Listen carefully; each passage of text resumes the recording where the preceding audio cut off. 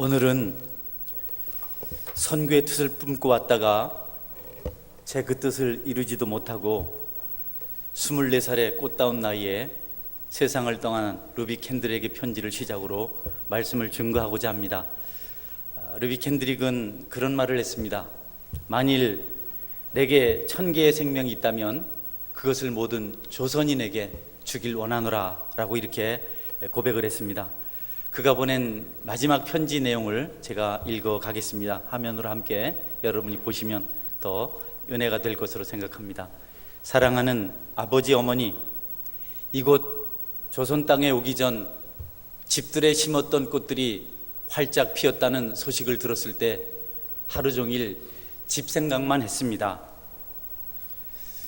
욕심쟁이 수지가 그 씨앗을 받아 동네 사람들에게 나누어 주었다니 너무나 대견스럽군요.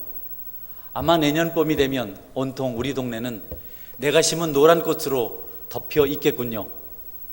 아버지, 어머니, 이곳 조선 땅은 참으로 아름다운 곳입니다. 모두들 하나님을 닮은 사람들 같습니다. 선한 마음과 복음에 대한 열정으로 보아 아마 몇십 년이 지나면 이곳은 예수님의 사랑이 넘치는 곳이 될 것 같습니다. 저는 복음을 듣기 위해 20km를 맨발로 걸어오는 어린아이들을 보았을 때 그들 안에 있는 하나님의 사랑 때문에 오히려 위로를 받습니다. 그러나 한편에서는 탄압이 점점 심해지고 있습니다. 그저께는 예수님을 영접한 지 일주일도 안 되는 서너 명이 끌려가 순교했고, 토마스 선교사와 제임스 선교사도 순교했습니다. 선교본부에서도 철수하라는 지시가 있었지만 대부분의 선교사들은 그들이 전도한 조선인들과 아직도 숨어서 예배를 드리고 있습니다. 그들은 모두 순교를 할 작정인가 봅니다. 오늘 밤은 유난히도 고향으로 돌아가고 싶습니다. 외국인을 죽이고 기독교를 증오한다는 소문 때문에 부두에서 저를 끝까지 말리셨던 어머니 얼굴이 자꾸 제 눈앞에 어립니다. 아버지, 어머니, 어쩌면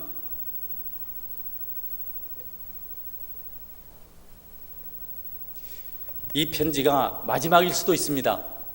제가 이곳에 오기 전 뒤뜰에 심었던 한 알의 씨앗으로 이제 내년이면 온 동네가 꽃으로 가득하겠지요. 또 다른 씨앗을 만들어내겠지요. 저는 이곳에서 작은 씨앗이 되기로 결심했습니다.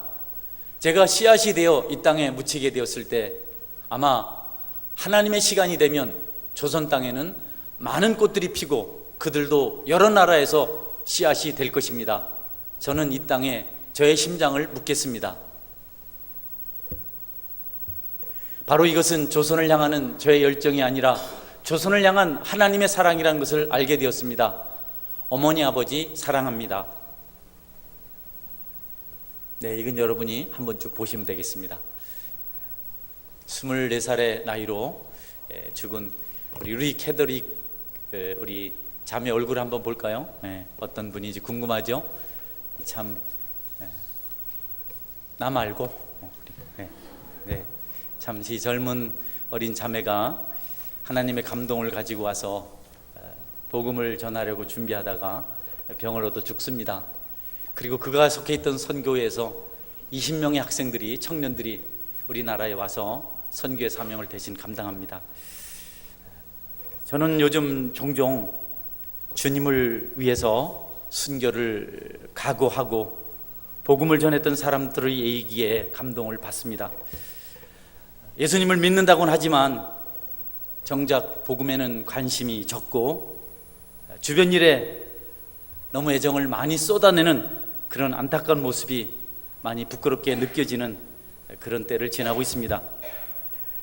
사도들이나 믿음의 선배들이 죽음을 불사하고 증거하였던 복음, 이 나라를 살리고 백성들을 눈뜨게 하였던 복음의 빛이 조금은 시들어가고 있다는 것이 안타깝게 느껴집니다. 아픈 현실을 많은 사람들이 개탄은 하고 있지만 복음을 위해서 헌신하는 사람들은 많지 않습니다. 이것도 참으로 안타까운 일이 아닐 수가 없습니다. 우리의 처진 영성과 우리의 곤고함을 회복할 수 있는 길이 온전한 모습으로 복음을 전하는 것, 영혼들을 사랑하고 그들을 주께로 인도하는 것이 확실함에도 불구하고 사람들은 그것보다도 다른 일에도 우선순위를 두고 있는 것을 봅니다.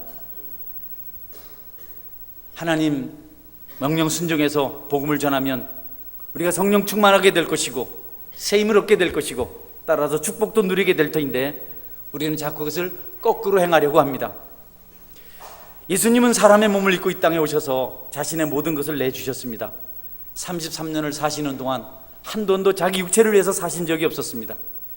사람들이 환호하고 좋아할 일에는 그분이 무관심하셨고 오히려 자기가 고생할 일, 사람들에게 미움받을 일에 관심을 쏟으셨습니다. 죄인들과 함께 하시는 일, 가난하고 병든 자들의 친구가 되어주시는 일은 그 시대에 권력의 중심에 있는 사람들의 눈에 가시와 같은 것이었습니다. 머리 둘 곳 없이 외롭고 힘든 육체의 삶을 사셨습니다. 많은 사람들이 예수님을 임금 삼으려고 했지만 그때마다 예수님 그것을 피해서 다른 곳으로 가셨습니다. 마지막 남은 물 한 방울, 피 한 방울까지 다 쏟아내시면서까지 원하신 일은 죄인들이 회개하고 돌아오는 것이었습니다. 그분은 다른 어떤 것을 이 땅에서 기대하지 않으셨습니다. 저와 여러분 같은 죄인들이 회개하고 돌아오는 것이 그분이 십자가에서 희생하신 전부였습니다. 이유 전부였습니다. 그분은 부활하셨고 하늘나라로 돌아가셨습니다. 그때 제자들에게 마지막으로 주신 명령이 땅끝까지 이르러 내 증인이 되라고 하신 것이었습니다. 제자들은 자신의 모든 것을 버리고 포기하고 주님을 따른 사람들입니다. 모든 것을 다 바치고 오직 주님 한 분만을 따랐던 제자들에게 마지막 주님께서 주신 선물은 땅끝까지 이르러 내 증인이 되라고 하신 그 사명이었습니다. 여러분, 모든 것을 같이 하신 주님께서 제자들에게 마지막으로 위탁하신 것은 복음을 전파하라는 명령이었습니다. 제자들은 복음을 위해서, 주님의 말씀을 위해서 자신의 생명까지도 아낌없이 바쳤습니다. 베드로는 십자가에 죽기까지 하였고 바울 사도는 복음 증거의 사명을 마치기 위해서는 목숨도 아끼지 않겠다고 그렇게 고백을 했습니다. 제자들의 모든 삶의 소원은 복음 증거였습니다. 한 영혼을 위해서 자기의 모든 열정을 바친 것, 그것이 제자들의 삶의 모습이었고 오늘 저와 여러분이 사모하고 따라가야 할 모범이기도 합니다. 예수님께 사로잡혔던 사람들은 한 그릇 식물을 위해서 살지 않았습니다. 그들은 복음 때문에 겪는 고난을 불평하거나 원망하지 않았습니다. 오히려 기뻐하였고 감사하였습니다. 예수님을 전하는 것, 그래서 사람들이 그 복음을 듣고 주께로 돌아오는 것 외에 그들에게 다른 소원은 없었습니다. 만물의 주인이신 우리 주님께서 제자들에게 주신 것은, 마지막 선물은 복음 증거의 사명이었습니다. 제자들도 자신들의 모든 것을 다 드린 후에 받을 상이 영원히 복음을 듣고 돌아오는 것이며, 그리고 그런 그들과 하나님이, 주님이 함께 하신다는 그 약속이 이루어지는 것임을 믿고 있었습니다. 주님은 제자들에게 물질을 많이 주겠다, 건강을 주시겠다, 명예를 주시겠다, 권세를 주시겠다, 지위를 주겠다, 육체를 아름답게 만들어 주겠다, 명성을 얻게 하겠다라고 하지 않으셨습니다. 너희들이 나로부터 받을 축복, 내가 너희들에게 약속하는 축복은 가장 확실한 증거로서 복음을 전하는 것이 될 것이고, 내가 너희와 함께하는 것이, 너희들에게 확신되는 것이 내가 너희들에게 준 축복이다, 이렇게 말씀하셨습니다. 여러분, 주님은 제자들에게 주실 가장 큰 축복, 자신을 위해서 모든 것을 바치고 따랐던 그 제자들에게 보장하신 축복이 물질도 명예도 권세도 장수회복도 아니었습니다. 사람들의 인정도 아니었습니다. 핍박과 환난을 겸비한 복음 증거의 삶이었습니다. 그리고 그런 가운데서 하나님이 함께하고 계신다는 사실을 확인할 수 있는 것, 이것이 그들이 주님께로부터 받은 마지막 축복이었습니다. 오늘 본문은 그 축복을 지키기 위한 모든 수고와 희생을 아끼지 않았던 사람들의 이야기입니다. 당국자들이 복음을 전하는 사도들을 불러서 위협합니다. 다시는 이 이름으로 말하지 말아라. 다시는 그리스도의 이름으로 복음을 증거하지 말아라. 절대로 용납할 수 없다. 우리는 예수가 우리를 혼란하게 하고 이 백성들을 위험하게 만드는 그런 존재인 것을 알고 십자가에 달려 죽게 했는데, 너희들이 그 이름으로 복음을 전하는 것은 당치 않은 일이다. 한 번만 더 그렇게 하면 용서하지 않겠다라고 위협했습니다. 그때 제자들이 대답한 말씀입니다. 여러분, 그들을 불러 경고하여 도무지 예수의 이름으로 말하지도 말고 가르치도 말라 하니, 베드로와 요한이 대답하여 이르되 하나님 앞에서 너의 말을 듣는 것이 하나님 말씀을 듣는 것보다 옳은가 판단하라. 우리는 보고 들은 것을 말하지 않을 수 없느니라. 제자들은 당당하게 용기 있게 대답했습니다.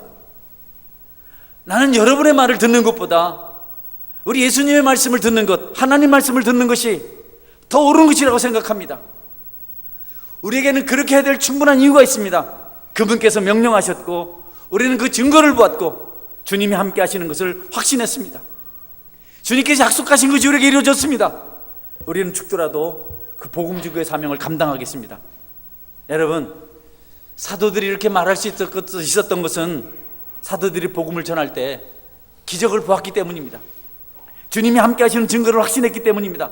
잘 아는 대로 안진뱅이가 베드로와 요한을 향해서 한 분만 보태주시오라고 말할 때 평생 한 번도 일어나지 못했던 그 중년이 다 된 그 안진뱅이가 돈을 달라고 요청할 때 베드로가 대답합니다. 은과 금은 내게 없거니와 내게 있는 것으로 내게 주노니 곧 나사렛 예수 그리스도의 이름으로 일어나 걸으라. 외치고 손을 잡아 일으켰습니다. 여러분, 어떤 일이 일어났습니까? 한 번도 걸어보지 못한 골반뼈 밑에 팔보다 가는 달랑거리는 뼈만 남아있는 그 다리에 힘이 생기고 그 다리가 자라서 안진뱅이 일어나서 걷고 뛰는 것을 보았습니다. 수술로 된 것이 아니었습니다. 약물 치료한 것이 아니었습니다. 단지 예수님의 이름을 증거했더니, 선포했더니, 그분의 이름으로 선포했더니 그런 일이 일어난 겁니다. 이런 예수님의 이름을 어떻게 증거하지 않을 수 있느냐고 당당하게 말한 것입니다. 또 하나 제자들이 확인하고 경험하고 간증할 수 있던 것은 사람들이 회개하는 것이었습니다. 도둑질을 하던 자가 도둑질을 멈추고, 거짓말하던 자가 거짓말을 멈추고, 사람을 죽이던 강도가 강도질을 멈추고, 간음하던 자가 돌아서서 깨끗하게 되고, 분노하던 자가 온유한 자로 바뀌고, 복음을 전할 때 이런 역사가 일어나는 걸 보면서 제자들은 더 이상 죽음이 그들의 위협이 두렵지 않았습니다. 여러분, 성도와 불신자의 차이가 뭡니까? 예수님 믿고 회개하는 것인 줄 믿으시길 바랍니다. 우리도 도둑질할 수 있습니다. 우리도 거짓말할 수 있습니다. 우리도 살인할 수 있습니다. 우리도 간음할 수 있습니다. 그들이 하는 죄 우리 다 지을 수 있습니다. 똑같은 육체 구조를 가졌습니다. 그러나 그들과 다른 것이 예수님의 이름으로 회개할 수 있는 것이기 때문에 그렇습니다. 저는 여러분들이 회개하는 성도가 되시기를 주님의 이름으로 축원합니다. 회개가 없으면 우리 성도 아닙니다. 아무것도 아닙니다. 똑같은 죄를 반복하고 찔림이 없고 그게 무슨 성도입니까? 그래서 하나님의 자녀입니까? 더 가증하고 더 추악하고 더 더러운 존재가 아니겠습니까? 베드로는 말씀을 들을 때 그들이 회개하고 돌아오는 것을 경험했습니다. 그것을 보았습니다. 때려도 감옥에 어떤 고통을 당해도 돌이키지 않던 자들이 주님의 이름을 선포했을 때 돌이키는 것을 보면서, 회복되는 것을 보면서 그들은 주님의 이름을 선포하지 않을 수 없다라고 이렇게 당국자들에게 당당하게 말할 수 있었습니다. 여러분, 저는 여러분들이 불신자들과 구별되는 회개의 역사가 있기를 주님의 이름으로 축원합니다. 그거 없으면 우리 아무것도 아닙니다. 뭡니까 우리가? 더 나쁘지요. 더 고약하지요. 더 걸림돌이죠. 저는 목사라는 자리에 있어서 가르치기를 하고 또 말에 책임 있는 사람이라서 자꾸 세월이 갈수록 조심스럽습니다. 함부로 판단하거나 함부로 말하는 것이 어떤 이들에게 상처를 주진 않을까 정말 조심스럽습니다. 하나님이 계셔서 기도하지만 하나님께서 사람이 알아주지 못하는 그런 중심들을 헤아리고 그 중심들의 기름 부어 축복하실 것을 믿지만 그럼에도 불구하고 목회자로서 역할을 잘해야 되는 생각을 합니다. 그러나 여러분, 이런 생각 우리 모두가 가지고 회개의 삶을 살아가야 할 줄 여러분이 믿으시기를 바랍니다. 회개가 없으면 다 거짓말입니다. 사도 바울은 그 복음을 위해서 살겠다고 이런 고백을 했습니다. 내가 달려갈 길과 주 예수께 받은 사명, 곧 하나님의 은혜의 복음을 증언하는 일을 마치려 하면은 나의 생명조차 조금도 귀한 것으로 여기지 아니하노라. 그에게는 생명보다 귀한 것이 있었습니다. 그의 생명을 바치면 생명을 바친 것 이상의 축복이 하늘로부터 임하는 것을 그는 알고 있었습니다. 복음 증거를 위해서 죽음의 공포를 넘어서는 일은 쉬운 것이 아닙니다. 여러분, 그 하나님 우리에게 어떤 분이신가를 우리가 안다면 우리가 그와 같은 두려움도 감당할 수 있다고 저는 확신합니다. 그분이 우리에게 어떤 분이십니까? 그분의 말씀이 우리에게 어떤 역할을 하고 있습니까? 교회는 여러분에게 무엇이 되고 있습니까? 하나님 믿는다고 말하지만, 하나님의 자녀라고 성도라고 말하지만, 교회를 잘 섬긴다고 말하지만, 여러분의 그 고백을 통해서 여러분이 하시고자 하는 것이 무엇입니까? 혹시 주님께서 주신 것 외에 다른 것 아닌지요? 물질의 풍요나 세상의 명예나 인기나 세상적인 지위나 교회 안에서의 어떤 것들, 여러분이 기대하는 것들이 주님께서 주시고자 했던 마지막 그 사명이 아닌 혹 다른 것은 아닌지요? 그렇다면 우리가 가치를 바꿔야 합니다. 생각을 달리해야 합니다. 성도 여러분, 저나 여러분의 소원도 주께서 마지막 우리에게 주신 사명, 복음을 전하는 것 될 수 있기를 주의 이름으로 축원합니다. 이것은 입술로만 되는 것이 아니고 삶이 따르게 됩니다. 앞에서도 잠깐 말씀드렸던 우리 전 한동대학교 총장 김영길 장로님 일화, 조선일보의 작년에 실렸던 내용 잠깐 제가 소개하겠습니다. 내용을 그냥 요약해서 말씀드리겠습니다. 이 땅을 떠날 때 손에 쥔 재산이 있다면 그중 일부를 이 세상에 기부하겠다는 뜻을 그가 조선일보 기자에게 밝혔습니다. 그 기자에게 말하기를 오른손이 하는 일을 왼손이 모르게 하라고 했는데 알려지는 것도 부끄럽다면서 그래도 아내와 함께 상의해 유산 기부를 결정했다고 말합니다. 그는 1995년부터 20년 가까이 한동대를 이끌고 대학교육협회 회장을 역임하는 등 평생 후학들에게 기독교 지식을 나눴습니다. 훗날 그들이 훌륭한 그리스도인이 되기를 바라면서 후학들을 기독인으로 양성하는 데 모든 애정을 쏟았습니다. 그는 미국 나사 항공우주국에 입성해 초고속 비행기 엔진을 발명하고 우주선 제작에도 참여했습니다. 그는 하나님의 사랑과 이 땅에 존재하는 감동적인 사건들이 선한 일에 힘쓰게 하였노라고 회고했습니다. 그 중에 굴비라는 유명합니다. 그는 경북 안동의 두메산골에 살았는데 자동차보다 비행기를 먼저 볼 정도로 가난한 동네에 살았는데 하나님 은혜 가운데 서울공대에 입학을 하고 그리고 입주 가정교사로 학비를 벌면서 살았습니다. 방학 때 가르치는 학생을 데리고 고향집에 오는데 그 학생집에서 굴비를 한 두릅 주었습니다. 그 굴비 한 두름을 메고 버스도 다니지 않는 시골집을 걸어서 도착해 보니까 메고 온 굴비가 도중에 줄줄 새서 몇 마리 남지 않았습니다. 그런데 그날 밤 마을 사람들이 이 집 아들이 흘린 것 같다며 굴비를 주워다가 우리 집으로 가져왔습니다. 여러분, 김 총장은 당시 그 마을 사람들의 아름다운 마음을 잊지 못한다고, 또 미국에 건너가서 단돈 $150를 들고 공부를 시작했는데 많은 사랑을 받았다고, 미국 사람들이 정이 너무 많았다고, 특히 자매 결연한 가정을 자처한 미국인들이 가족처럼 따뜻하게 대해준 것을 잊을 수 없다고, 이렇게 좋은 세상에 자기가 가지고 있는 모든 것을 기부하고 싶다고, 유산을 바치고 싶다고. 여러분, 사정이 어려운 한동대학에 그가 총장으로 부임했을 때 카이스트에서 얻었던 교수로 퇴임하면서 받은 모든 퇴직금을 다 그냥 학교에 드렸다고 합니다. IT에서 왔던 학생이 본국으로 돌아갈 수 없어서 돈이 없어서 애를 먹는다는 소식을 듣고 비행기 표값을 주었다고 합니다. 그의 아름다운 삶이, 그의 위대한 삶이 온 세상을 감동시키고 있는 것을 우리는 지금도 볼 수가 있습니다. 여러분, 감사하게도 이 땅엔 아직 복음의 꽃이 시들지 않고 열매를 맺어가고 있습니다. 얼마 전에 여러분이 태국 팡안섬에 미얀마인 노동자들 자녀들을 위해서 교육시설을 만드는데 은혜의 손길 나눈 것 얼마나 감사한 일인지 모릅니다. 여러분 생각해 보십시오. 빛을 보지 못한 채 살다가 낯선 땅에서 지옥으로 가야 할 수밖에 없었던 미얀마 어린 아이들에게 이제 그 교육 공간이 마련되어서 소망의 꽃을 피우게 되었습니다.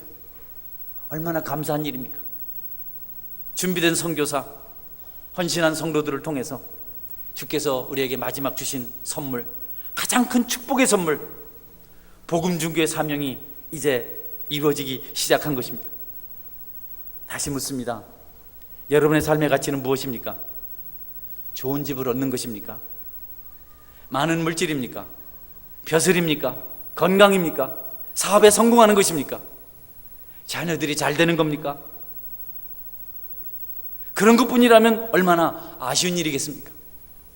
여러분, 부모와 처자와 전토, 모든 것을 다 버릴지라도 복음을 위해서 살았다면 여러분의 손으로 한 것보다 그 모든 것을 하나님께서 더 크게 축복하실 줄 믿으시기를 바랍니다. 하나님 약속하셨습니다. 너희들이 나를 위해서 수고할 때 내가 너희들의 모든 것을 대신해 주겠다. 주님의 일을 위해서 여러분이 수고하는 것을 망설이지 마십시오. 아까워하지 마십시오. 주저하지 마십시오. 여러분이 주님을 위해서 하나만 살면 주님께서 그 이상을 자손대대로 축복하실 줄 믿으시기를 바랍니다. 주님의 약속입니다. 주님은 가장 부가가치가 높은 것을 우리에게 주셨습니다. 물론 그분이 마지막 남아있는 제자들에게 자기를 위해서 모든 걸 헌신하고 쫓아온 제자들에게 금덩어리 하나씩 줄 수 있었어요. 네? 한 번만 선포하면 기적이 일어나는 능력 주실 수 있었어요. 그러나 그것은 그들에게 끝이 나는 것이고, 복음을 전하는 삶을 산다면 자손 대대로 온 세상에 축복의 역사가 일어나는 것을 아셨기 때문에 그 사명을 맡겨주신 것입니다. 다른 이로서는 구원을 받을 수 없나니 천하 사람 중에 구원받을 만한 다른 이름을 우리에게 주신 일이 없음이니라. 복음을 위해서 산다는 것은 우리의 삶을 전제로 합니다. 자칫 오해하여서 종교적인 활동, 우리가 소위 영적이라고 말하는 것들에만 치중하다 보면 복음은 빛을 잃을 수가 있습니다. 우리가 교회 모여서 찬송도 중요하고, 기도도 중요하고, 영적 체험들도 중요하고, 위로받는 것도 중요하고, 회복도 중요하고, 그러나 여러분, 그것 이상으로 복음 증거는 소중합니다. 왜냐하면 그 일을 통해서 하나님 우리와 함께 하시는 것을 경험하게 될 것이고, 우리가 그렇게도 갈망하던 치유가 일어나는 것을 경험하게 될 것이고, 그렇게도 기대하던 땅에서 복을 받을 수 있는 것이기 때문에 그렇습니다.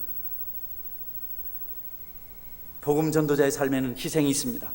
사랑이 있습니다. 봉사가 있습니다. 기도가 있고 눈물이 있습니다. 겸손히 하나님을 의지하는 그 믿음이 있습니다. 우리에게 하나님께 주신 것은 복음입니다. 어떤 것으로도 할 수 없는 이 복음을 우리가 감당해야 합니다. 사도들은 말합니다. 내가 무엇인가를 위해서 죽을 이유가 있다면 복음을 위해서다. 다른 어떤 것도 나를 죽음으로 이끌지 못할 것이다. 그러나 내가 주께서 마지막 유언으로 남겨주신 복음 증거의 사명을 감당하기 위해서는 나는 내 생명을, 내 목숨을 조금도 아까워하지 않겠다. 성도 여러분, 우리가 무엇 때문에 핍박을 당하고 죽어야 합니까? 무엇 때문에 머리를 숙이고 무엇 때문에 수치를 당해야 합니까? 세상적인 가치입니까? 성경은 우리가 죽을 이유가 있는 유일한 한 가지는 복음을 위한 것이라고 말씀하고 있습니다. 수많은 선교사들이 그렇게도 보고 싶었던 대한민국의 복음화가 그들이 흘린 피로, 그들의 희생으로, 그들의 수고로, 헌신으로, 겸손으로 이 땅에 꽃을 피웠습니다. 열매를 맺고 씨를 뿌려놓았습니다. 이제 우리가 다시 그 씨를 뿌려야 될 시기가 되지 않았나 싶습니다. 여러분 모두가 복음 증거자의 사명을 감당하며 하나님을 영화롭게 하는 참 성도로 살아가시기를 주의 이름으로 축원합니다. 같이 한번 기도하겠습니다. 주님, 마지막 주신 사명을 감당하겠습니다. 하나님, 내가 복음을 전하는 것으로 축복을 삼고, 내가 사람들이 주께로 돌아오는 것으로 축복을 삼고, 주님이 나와 함께 하시는 것을 내가 기쁨으로 삼고 살겠습니다. 그 어떤 것을 얻었을 때보다도 주님이 함께 하시는 그것 때문에 더 기뻐하며 감사하며 살겠습니다. 우리 같이 한번 통성으로 기도하는 시간 같이 기도하겠습니다.